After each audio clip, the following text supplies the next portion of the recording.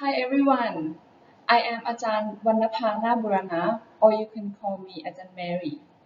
Today's topic you're going to learn is about the international trade and investment.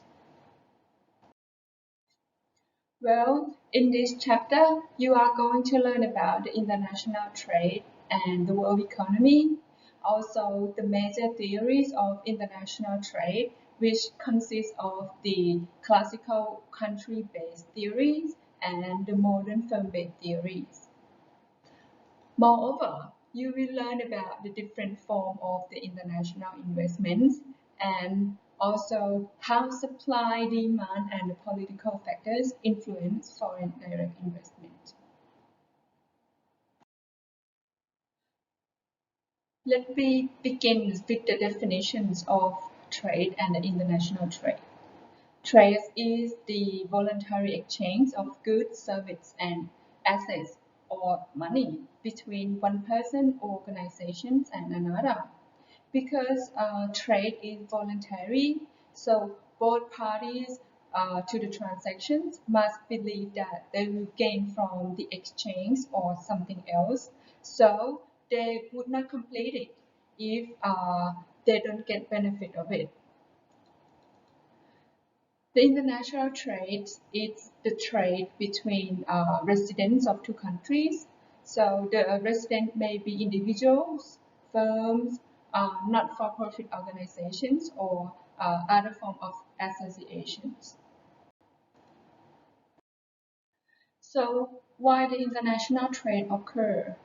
The answer follows directly from the definition of trade because both parties to the transactions who happen to reside in two different countries believe they will benefit from the voluntary exchange. Behind this simple truth lie much about the economic theories, business practice, also government policy and international conflict. On one hand, exports spark additional economic activities in the domestic economies. Considering a leading exporter like Caterpillar, the company earned about 22.8 billion in exports, and then they can use that amount of money generate order from the U.S. suppliers. They pay for the wages for the U.S. workers and the dividend payment of the U.S. Shareholders. All of that create income for the local automobile dealers, grocery stores, and other, which is in turn to their own payroll. On the other hand, imports can pressure domestic suppliers to cut their prices and improve their competitiveness. The failure to respond to the foreign competition may lead to closed factories and employed workers. As you can see in the figures indicate the world trade has grown dramatically in the more than half century since the end of the World War II.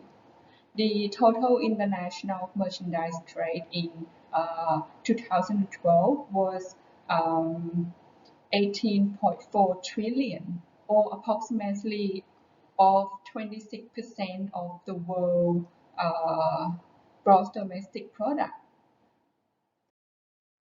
So these slides also show you that the European Union, United States, Canada, and Japan accounted for like 46.8% of the world's merchandise export. And China is about 11.1%, and other countries in the world is 42.1%. So the international trade has important both direct and indirect effect on the national economies. Now, we're going to move on to the first theory of the international trade developed with the rise of the great European nation state during the 16th centuries. Not surprisingly, these early theories focused on the individual countries. These country-based theories are particularly useful for describing trade in commodities, standardized, undifferentiated goods such as oil, sugar, or lumber that are typically bought on the basis of price rather than brand name. However, as multinational corporations rose to power in the middle of the 20th century, scholars shift their attention to the firm role in promoting international trade. The firm-based theories developed after World War II are useful in describing patterns of trade in different goods, such as automobiles, consumer electronics, and personal care products, for which brand name is an important component of the customer purchase decision. So let's start with the first classical country-based trade theories. Mercantilism. Mercantilism is a 16th century economic philosophy that maintains a country's wealth is measured by its holding of gold and silver. According to the mercantilists, a country's goal should be to enlarge these holdings by promoting export and discouraging imports. Because mercantilism does benefit certain members of society, mercantilist policies are still politically attractive to some firms and their workers. Modern supports of such policies are called neo-mercantilists or protectionists. The neo-mercantilism has superficial appeal, particularly to patriots who want to strengthen their country's economy. So why should a country not try to maximize its holdings of gold and silver? According to Adam Smith, the Scottish economist, who is viewed as the father of free market economies, mercantilism basic problem is that it confuses the acquisition of treasure with the acquisition of wealth in an inquiry into the nature and causes of the wealth of the nations. So Smith attacked the intellectual basis of mercantilism and demonstrate that it actually weakens a country because it robs individuals of the ability to trade freely and to benefit from voluntary exchange. Moreover, in the process of avoiding imports at all costs, a country must squander its resource producing goods it is not suited to produce. The inefficiencies caused by mercantilism reduce the wealth of the country as a whole, even though certain special interest groups may benefit. Smith advocates that free trade among countries as a means of enlarging a country's wealth. Free trade enables a country to expand the amount of goods and services available to it by specializing the product of some goods and services and trading to others. So Adam Smith developed the theories of absolute advantage, which suggests that a country chooses export those goods and services for which it are more productive than other countries, and import those goods and services for which other countries are more productive than it is.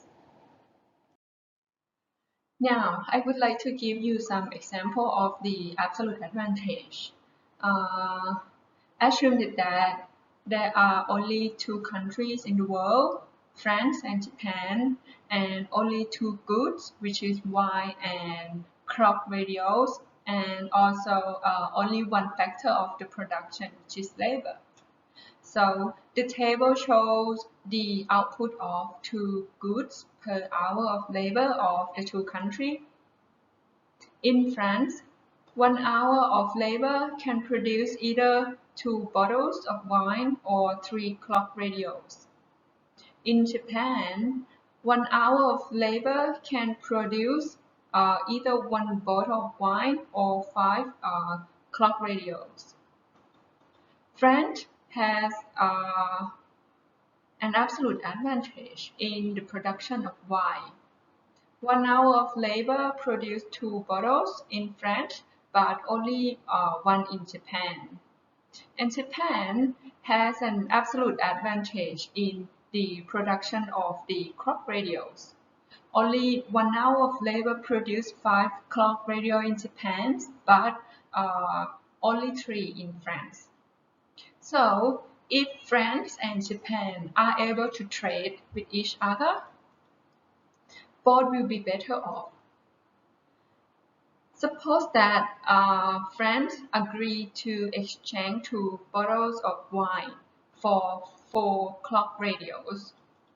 So only 1 hour of France labor is needed to produce the 2 bottles of wine for Japan.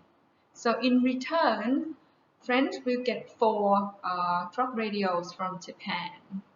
So these 4 clock radios would have required like 1.33 hours of French labor that French have to produce them rather than buy from Japan.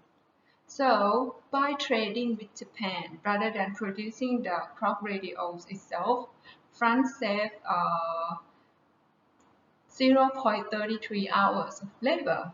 So France can use this free up labor to produce more wine, which in turn can be consumed by French citizens or traded to Japan for more clock radio.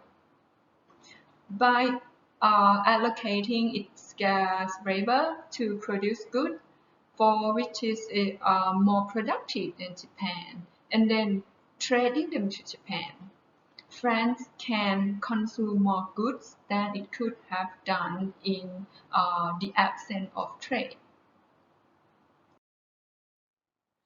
The theory of absolute advantage makes intuitive sense. Unfortunately, the theory is not perfect. What happens to trade if one country has an absolute advantage in both products? So the theory of absolute advantage will suggest that no trade would occur. Rather that the theory of comparative advantage, the trade should still occur.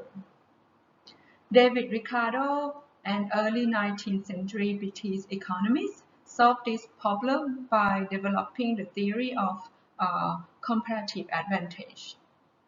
The difference between two theories is subtle. Absolute advantage looks at absolute productivity differences, while comparative advantage looks at relative productivity differences.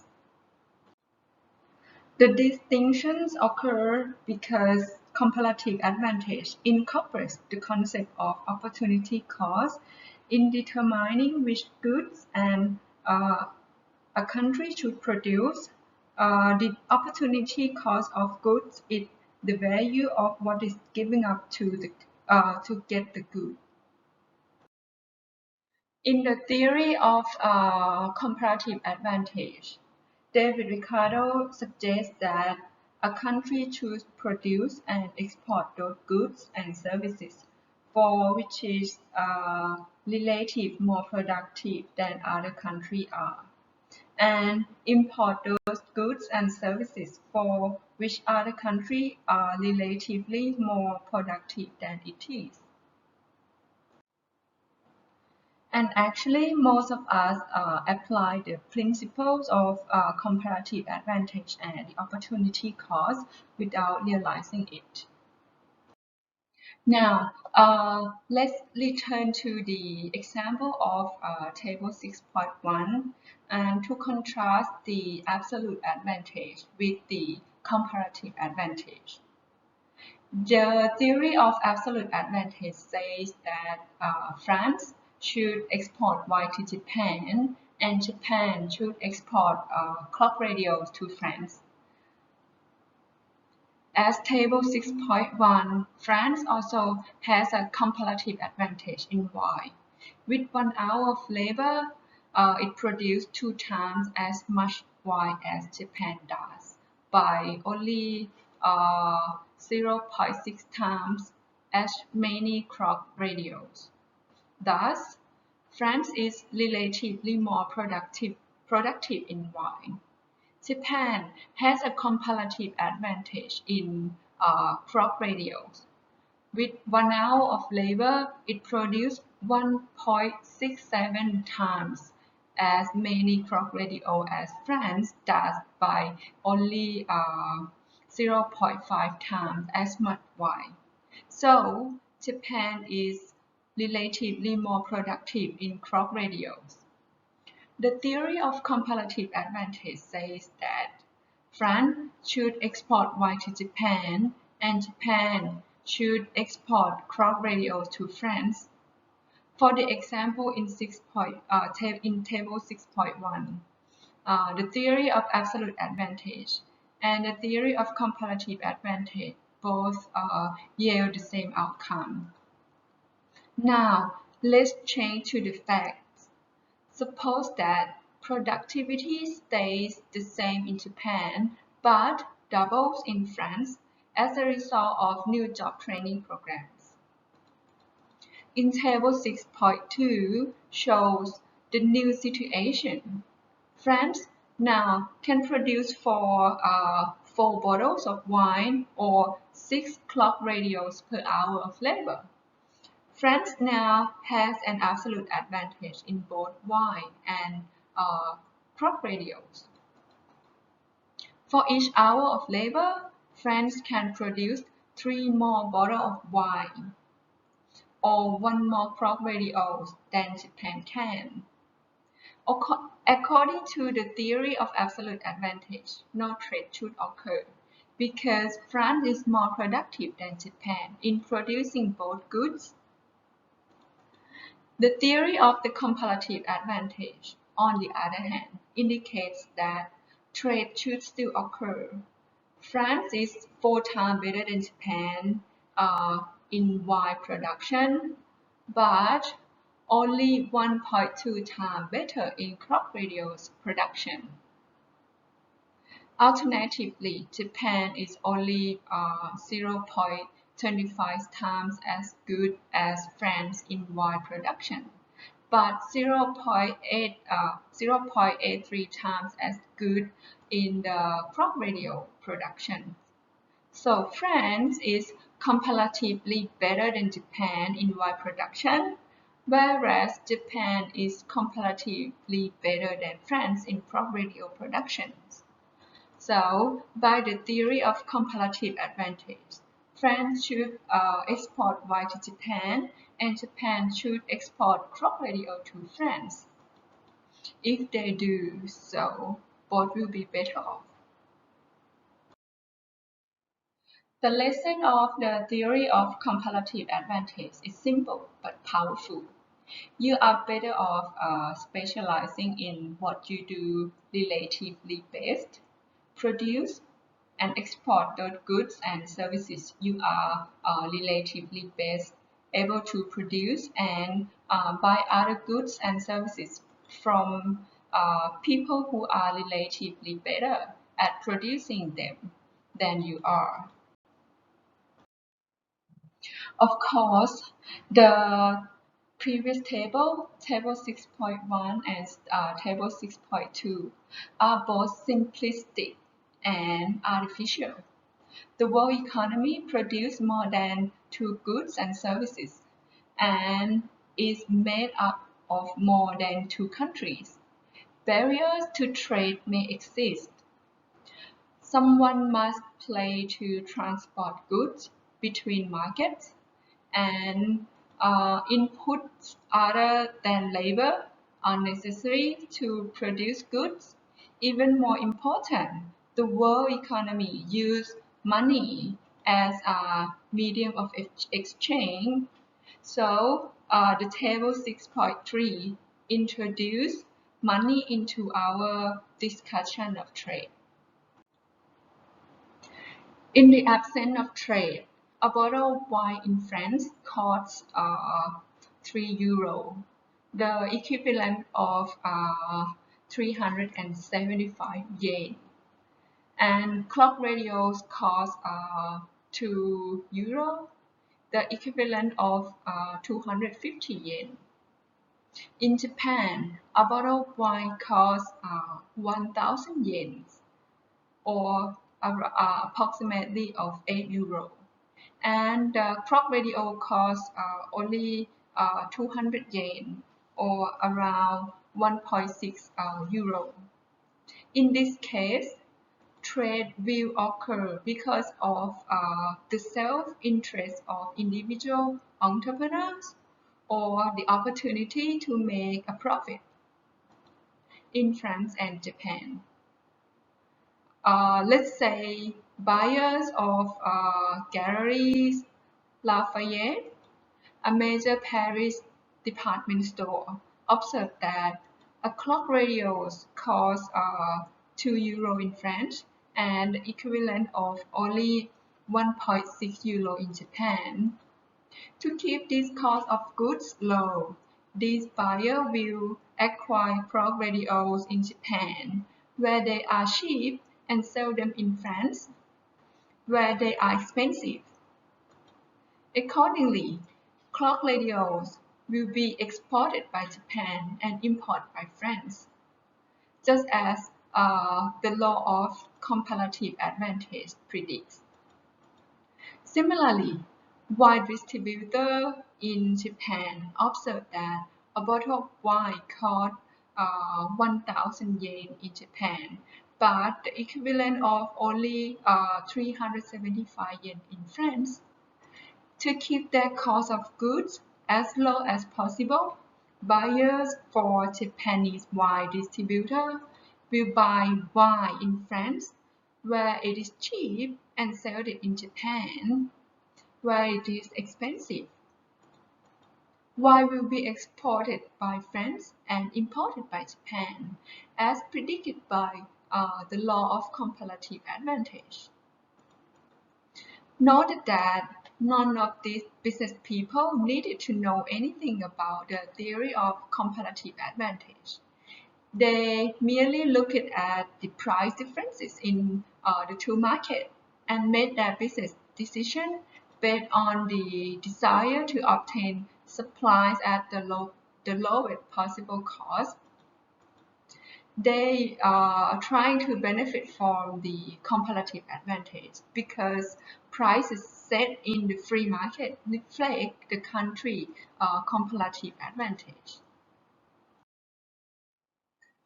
So I have explained about the classical country-based theory. Now we move to the modern firm-based trade theory. Since World War II, firm-based theory have developed for several reasons. Firstly, the growing importance of multinational corporations in the post-war international economy.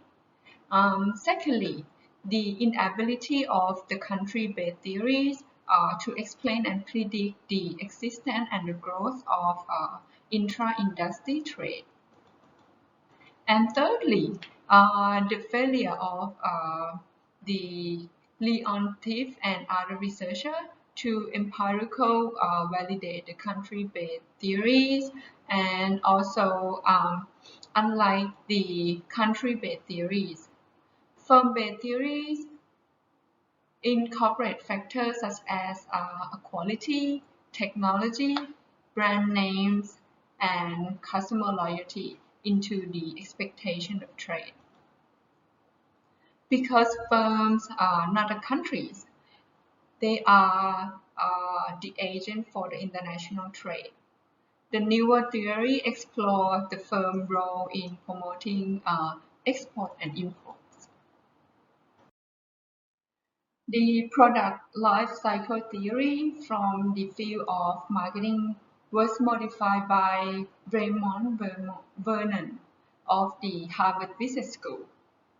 So according to Vernon theories, the international product life cycle consists of the three stages. In stage 1, the new product stage, a firm develops and introduces an innovative product in response to a perceived need in the domestic market. The existence of a profitable market for the product is uncertain. So, marketing executives must monitor customer reactions closely. And so, the firm often minimizes its investment in the manufacturing capacity for the product and sell mostly to the domestic market. Instead, too, the maturing product state, demand for the products expands dramatically as consumers recognize its value. The innovating firm builds new factories to expand its capacity and satisfy domestic and foreign demand for the product. Domestic and foreign competitors begin to emerge by the prospect of the lucrative earnings. In stage 3, the standardized product state, the market for the product stabilizes, the product become more of a commodity, and the firm are pressured to lower their manufacturing costs as much as possible by shifting the production to facilities in countries with low labor costs. As a result, the product begins to be imported to the innovating firm's home market by either the firm or its competitors. In some cases, imports may result in the complete elimination of domestic production. The country-based theory, such as the theory of the comparative advantage, do a good job of explaining the inter-industry trade among countries. Inter-industry trade is the exchange of goods produced by one industry in country A for goods produced by a different industry in country B, such as the exchange of French wines for Japan clock radios. So, the international trade consists of intra-industry trade. Intra-industry trade is the trade between two countries of goods produced by the same industry. In 1961, Swedish economist Stefan Linder sought to explain the phenomenon of intra-industry trade. He hypothesized that international trade is manufactured goods result from similarity of the preferences among consumers in the country that are the same state of economic development. His country similarity theory suggests that most trade manufactured goods should between countries with similar per capita incomes, and that intra-industry trade is manufactured goods should be common. Linder's theory is particularly useful in explaining trade in differentiated goods such as automobiles, expensive electronics equipment, and personal care products, for which brand names and the product reputations play an important role in consumer decision making. Undifferentiated goods such as coal, petroleum products, and sugar are those for which brand names and product reputation play a minor role at best in consumer purchase decision. Another theories of the modern firm-based theories is the new trade theory. New trade theory was developed in 1970s and 1980s by Helpman, Krugman, and Lancaster. According to this theory, economies of scale occur if a firm's average cost of producing a good decrease as output of that goods increase. Like Linder's approach, the new trade theory predicts that intra-industry trade will be commonplace.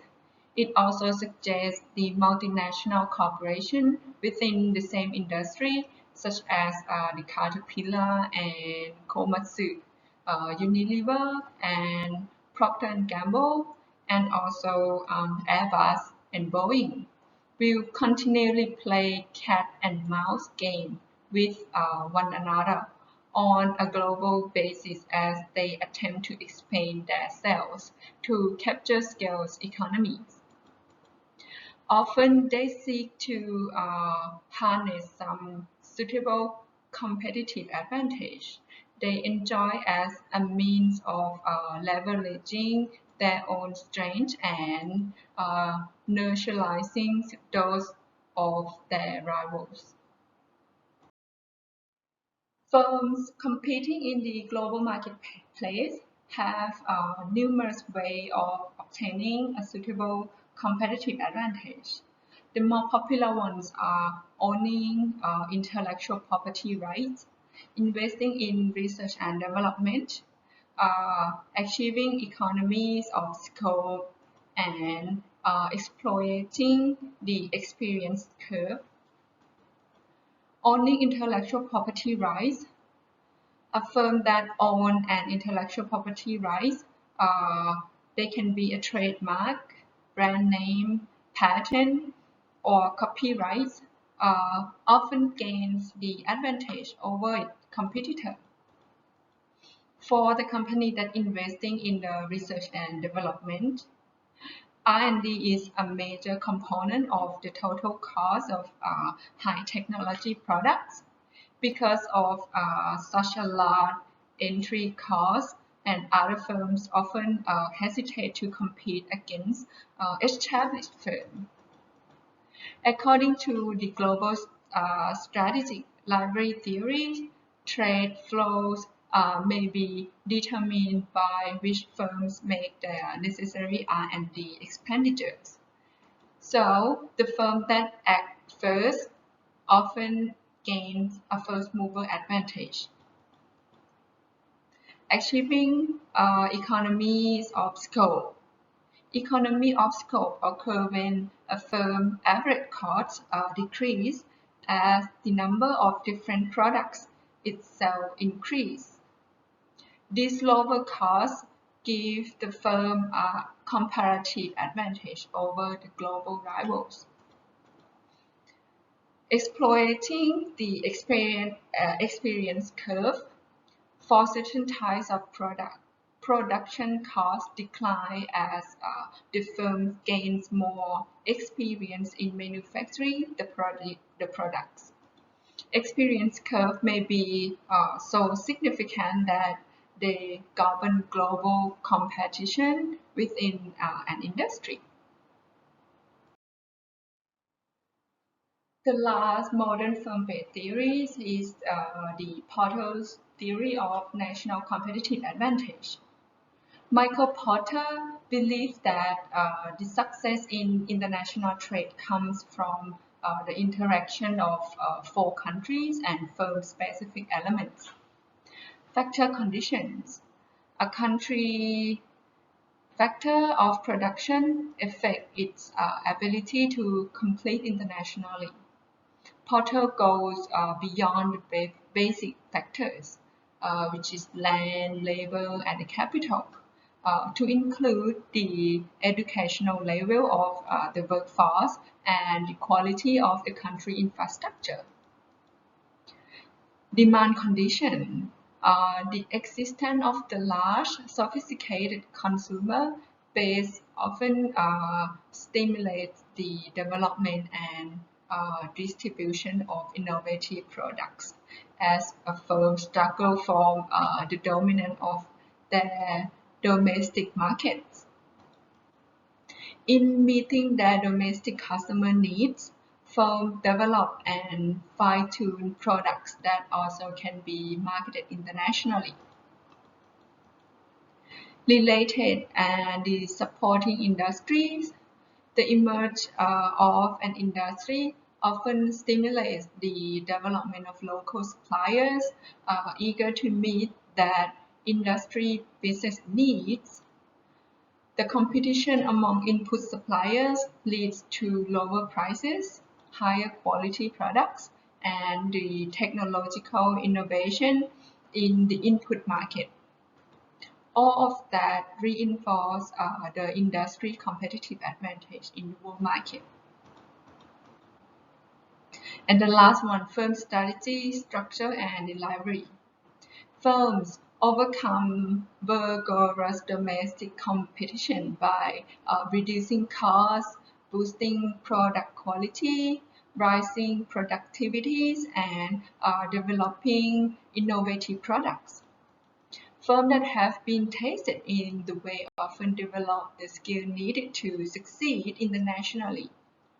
Further, many of the investments they have made in the domestic market are transferable into international markets.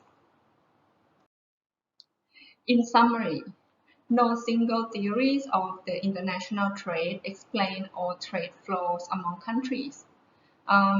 The classical country-based theories are useful in explaining inter-industry trade of homogeneous, the undifferentiated products such as the agricultural food, the raw materials, and also the processed goods like steel and aluminium. And the firm-based theories are more helpful in understanding the intra-industry trade of heterogeneous, the differentiated goods such as Samsung smartphones and the Caterpillar bulldozer, or many of which are sold on the basis of their brand names and reputations. While trade is the most obvious form of the international business, it is not the only form that such business can take. Another major form is international investment, whereby the residents of one country supply capital to a second country. International investment is divided into categories, which is foreign portfolio investment. Foreign portfolio investment represents the passive holdings of securities such as the foreign stocks, bonds, or other financial assets.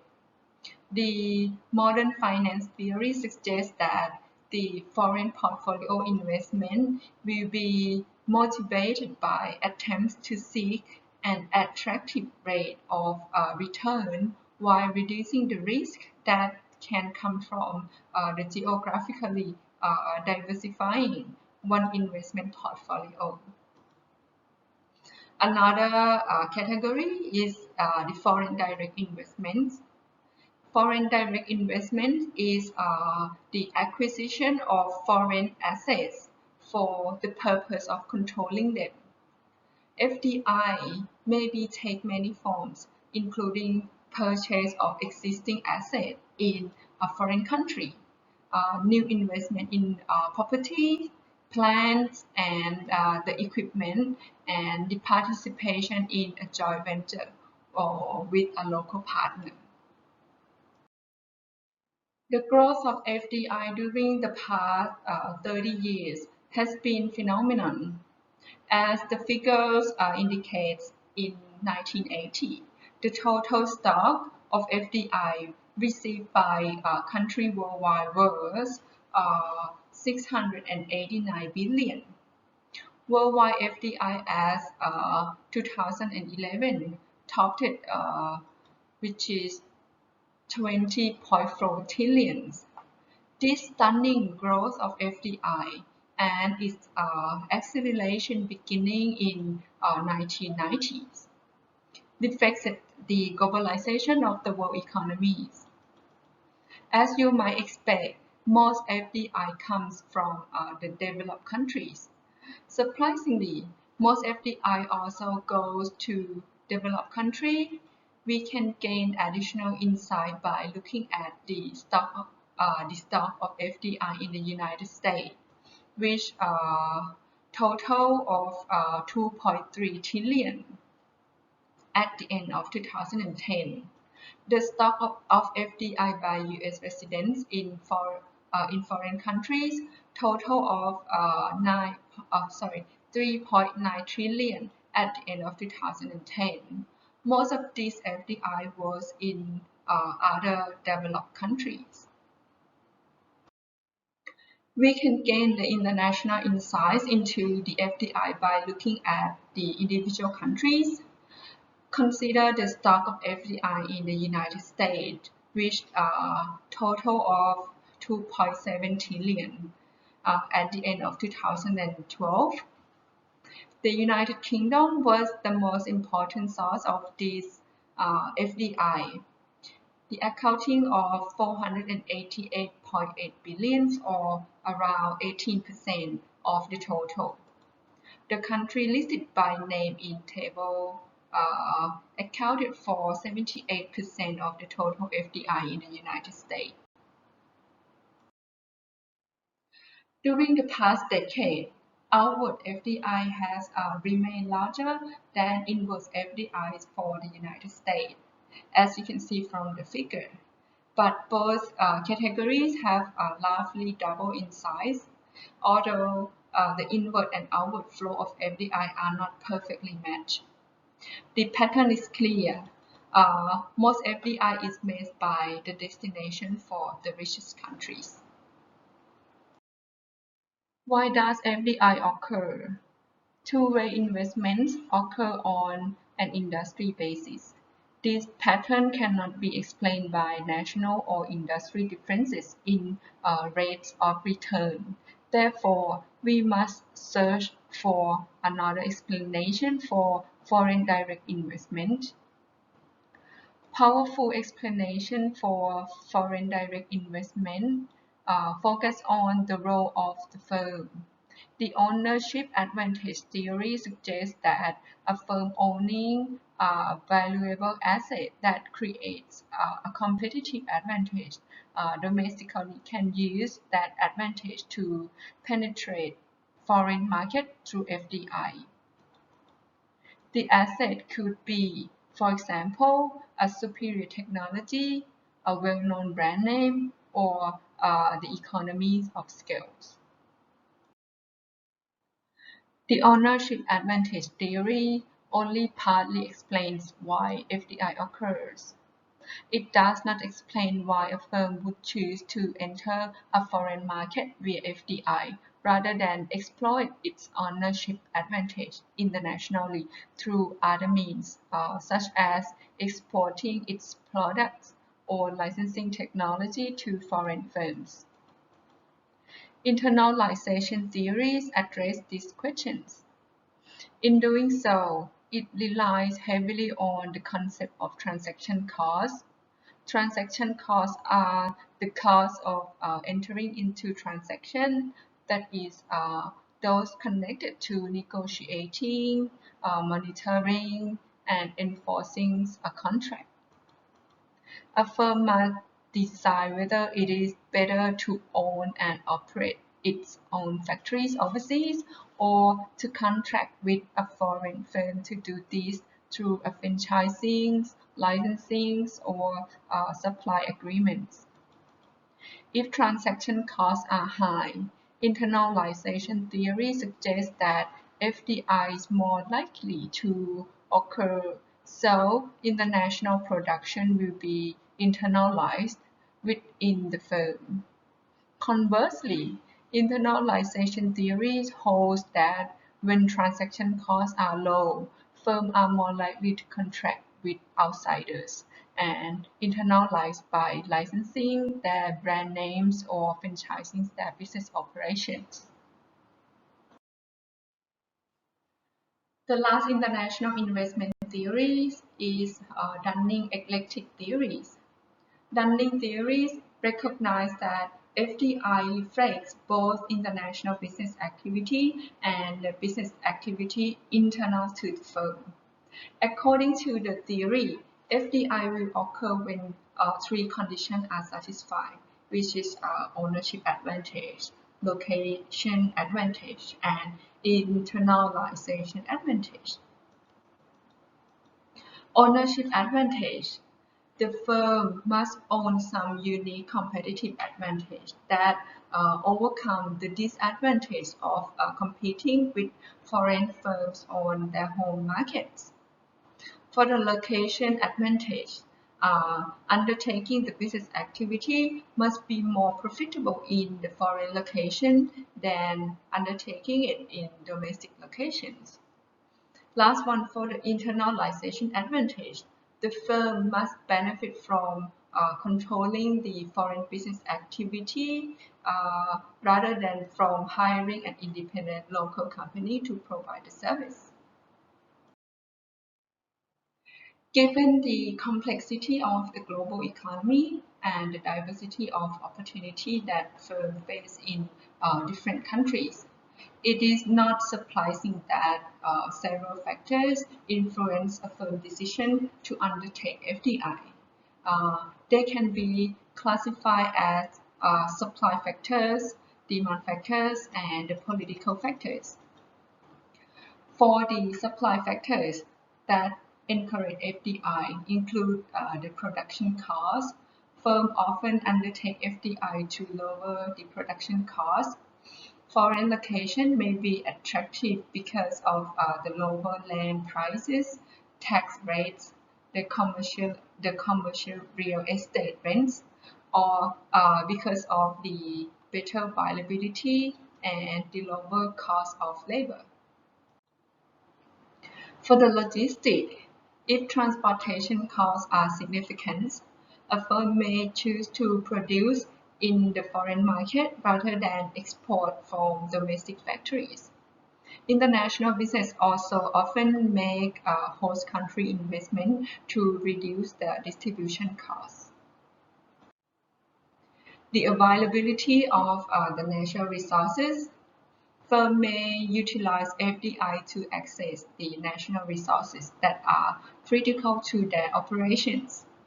Often, international business negotiate with host government to obtain access to raw material in return for FDI.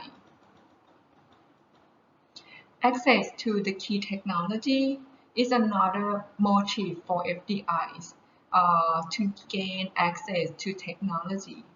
Firms may find it more advantageous to acquire ownership interest in an existing firm than to assemble in-house group to develop or reproduce an emerging technology.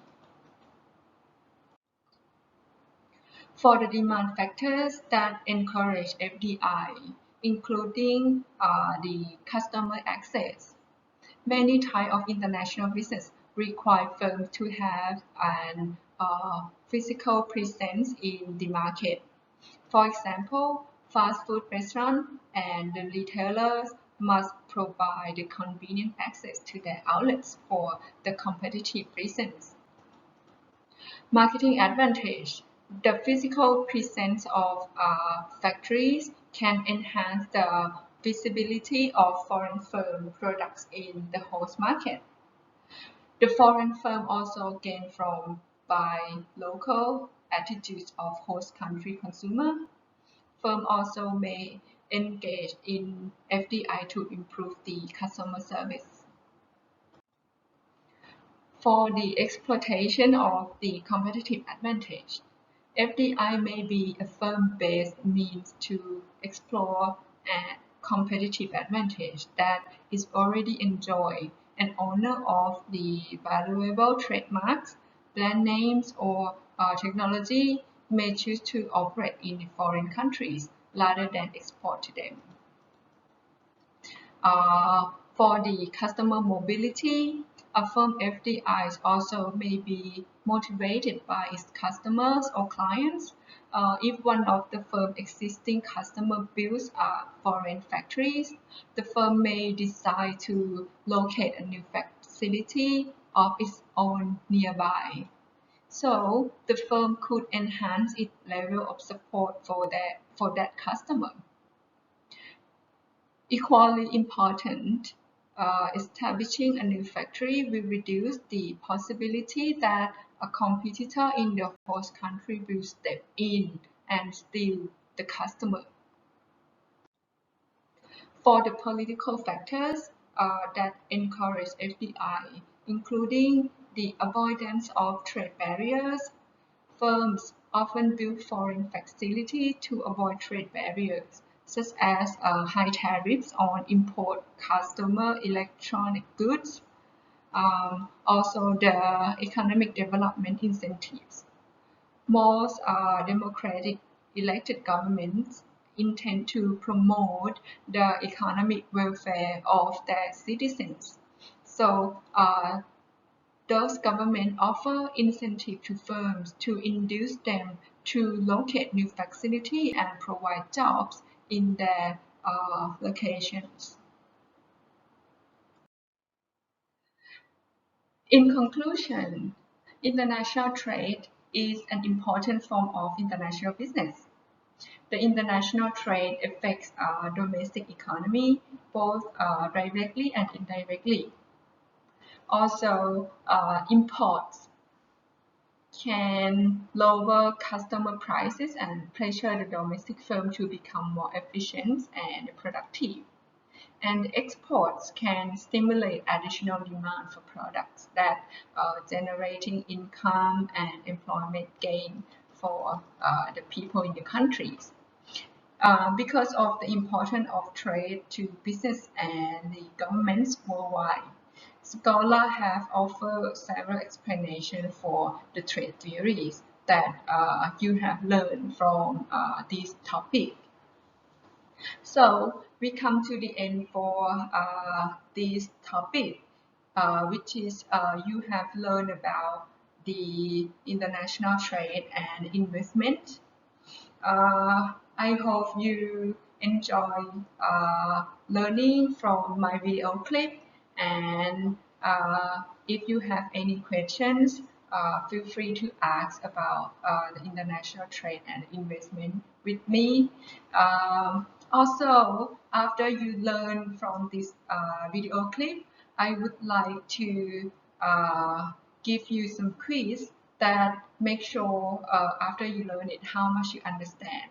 So that will be a quiz of the multiple choice 10 questions for this topic. I hope you study very hard and doing very well in the quiz. So thank you for watching, and I'll see you next time. Bye.